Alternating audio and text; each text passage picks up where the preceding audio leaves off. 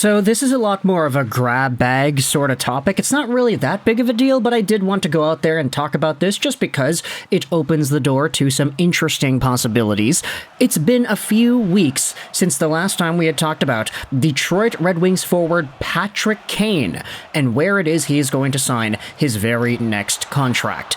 Kane was very good production-wise with the Detroit Red Wings, scoring almost a point-per-game marker of 47 points in 50 total games. Just the total level of offensive capability he has, sure he lacks foot speed, and sure he's not the best defensively, but it's Patrick Kane, what do you expect?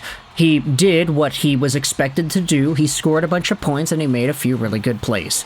Because of this, Patrick Kane has proven himself as still somebody who is worth paying attention to and somebody that NHL teams could very well give money to. And because he had signed with Detroit coming off of the hip resurfacing surgery, his contract is expiring. Because he only went short term, he wanted to prove himself, and now NHL teams have taken notice. We have ourselves this big conversation, spin the wheel as to where Patrick Kane is going to sign with next. Does he stay in Detroit? Does he go somewhere else? Well, if we wanted to go over to the betting odds, because some new ones have just been released here, let's talk about BetMichigan.com.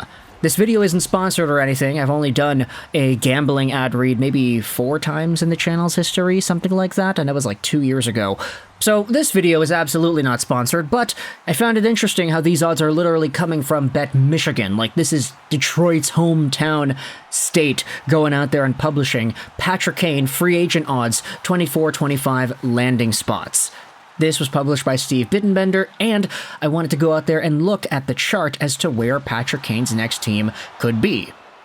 The number one option, if you wanted to place a bet via the variety of betting services, is staying with Detroit. This choice, if you take a look at the chart, has a plus 115 odds at happening, which is a 46.5% chance if you wanted to map it out with the rest of the graph. Okay, that's interesting, and I don't actually think it's inaccurate. Of course, betting odds are betting odds, you can do whatever you want with those, but 46.5% chance that Patrick Kane stays with Detroit, I always kind of felt it was below 50, but it wasn't, impossible. Maybe 33% is where I would label it, but that's just me personally. I know a lot of Red Wings fans have had this debate. There have been many conclusions, many saying, oh, he's likely to stay because Steve Yzerman and DeBrincat, and he likes it here, and the Red Wings were really good to him, and they gave him all the things that he needed. Oh, he's going to go because he wants more money, and he wants to play on a team that's going to be a contender, this and that. We've seen a whole bunch of different arguments, but the number one choice on the betting services is for Kane to stay in Detroit. If you think that's going to happen, hey, you got a plus 115%, or not percent, excuse me, plus 115 odds of getting that to go through.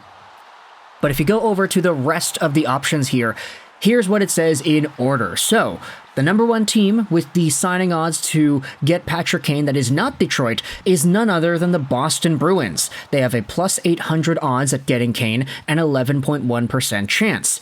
Colorado is next up with an 850 odds and a 10.5% chance. The Dallas Stars are at a plus 1,000, the Florida Panthers are at a plus 1050, New York Rangers plus 1450, same with the Buffalo Sabres, 6.5% chance each, and then the Edmonton Oilers have a plus 9,000 odds on getting Patrick Kane, a 1.1% chance. Now, I'll give a disclaimer out here. I'm not saying that this is oh, this is set in stone. These odds are exactly what Patrick Kane is thinking in his mind. That's not what's happening here. These are betting odds. People make these because they want to entice you, the consumer, to put your money where your mouth is and say, oh, I'd say that Boston at a 800 plus odds is a good bet. I'm going to go out there and make it because if it comes true, I could make some bank. These are betting odds for the purposes of betting, and they're not really to be taken seriously, but I did find it interesting to go out there and just explore where the odds makers are putting this. Okay, Boston, that's the number one team for Patrick Kane. If they sign Kane, how are they going to afford Draisaitl next year? That's the thing that I'm wondering. Okay, I'm kind of joking about that, if you couldn't already tell. Yeah, sarcasm doesn't really come across well when you're not seeing my face, but Boston being the team here, it makes sense. I mean, they do need some extra scoring, and they have had a lot of guys turn over the past little while. Before Kane signed with Detroit, Boston was one of the main teams that was involved in those discussions, so it makes sense to me to see them potentially revisit it. Plus 800 odds, you can say it's a good bet, whatever, and an 11.10% chance, whatever. Colorado, same thing. They could use an extra scoring winger, especially with the absence of Valeri Nichushkin. If that guy ever comes back, then my goodness, I don't know what the direction of that team is going to be. But if we assume that Nichushkin is going to be gone, they're going to find some way to get rid of him. Patty Kane playing up with Rantanen and McKinnon sounds like a pretty good bet to me. It'd be a pretty good upgrade as well over Dylan Larkin and Alex DeBrincat. Like, as unfortunate as that is to say, I do not think that Patty Kane would be getting as many points if he was playing with Larkin and DeBrincat versus playing with Rantanen and McKinnon. Even if it was anybody else, like, I mean, Jonathan Drouin was fine. If you wanted to play Kane on the power play, that seems like a pretty good bet too. Colorado could use some scoring oomph, and Kane could provide that. You've got two teams towards the middle of the chart that are playoff contender teams, the Dallas Stars and the Florida Panthers.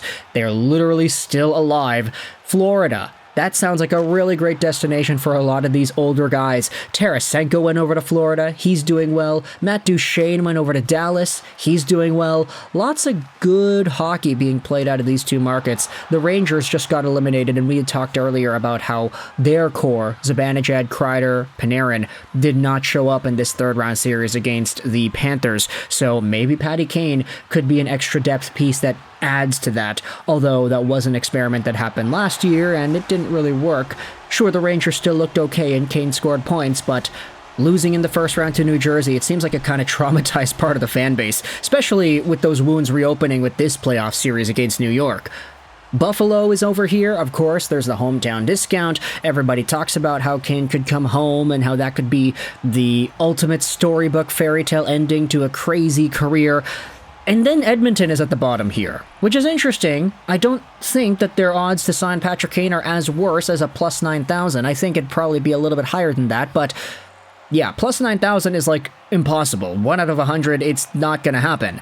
I do find this interesting though, because we did talk about the idea of the Oilers getting Kane earlier on this year, or last year, I guess you should say. There were a few conversations saying, hey, could Kane play with McDavid? Could they get him to some sort of a cheap deal? We know Ken Holland likes to take advantage of players' poor situations and get them on smaller, lower deal contracts. As a result, Corey Perry, Evander Kane, have Kane and Kane playing together. That'd be pretty cool. And then, of course, Patty Kane playing with Connor Mack sounds like a pretty good combination. Imagine Kane setting up Leon Draisaitl on the side. Imagine Kane throwing pucks on goal for Zach Hyman tips. Honestly, if you wanted to talk about a pure production standpoint, anybody going over to the gosh darn Oilers would stand to gain a good few, like 20 points per season on their overall record. But for Patty Kane, if he really feels like Canada could be the destination, Edmonton is the only team listed here on this graph. No Toronto, no Ottawa, no Montreal, no anything else. It's just USA teams, good teams, and then Edmonton and Buffalo. So let me know your thoughts in the comment section below about the Patrick Kane signing odds and whether or not you buy any of these conversations that we just had. Do you think that the Patrick Kane sweepstakes is as open as this appears to be, with Edmonton, Buffalo, New York, Florida, Dallas, Colorado, and Boston in it with Detroit?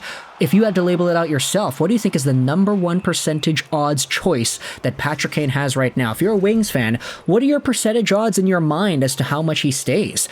I'm kind of thinking it's like a 33% chance, 35% chance that Kane stays with the Red Wings, but I want you to let me know your thoughts in the comments section below. I hope you enjoyed this video, and bye.